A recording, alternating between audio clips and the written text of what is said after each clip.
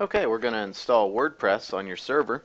After you've uploaded the WordPress installation files and base files up to your website through your web host, you're going to want to go to your URL, and then this site's going to show up first. And you're going to want to click on Create a Configuration File. This is the prerequisite stuff it's going to ask you before you install. So you're going to click here on Let's Go.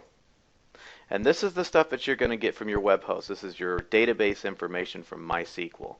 You're going to want to retain your database name, your username, your password, and sometimes in some instances you're going to want to keep your database host too.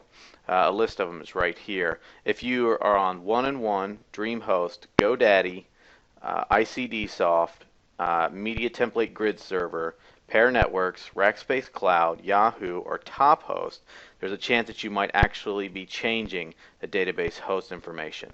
But in this example, we won't really need to. So, okay, I'm going to enter my username and my password, and my database host is staying the same. It's going to be localhost. Your table prefix is used in case that you need to install more than one WordPress in one database. Sometimes this is useful if you're creating a lot of small blogs and you don't need to have a ton of databases sitting on your web host. If you're going to create a larger blog, however, it might be better if you go ahead and do a separate database for it though. After your information is in, you're going to hit submit.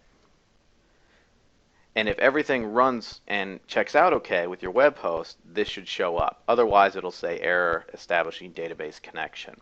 So you want to run the install. This is where it actually puts all the tables in the database. Okay, and here's your blog. Here is my, and your email address.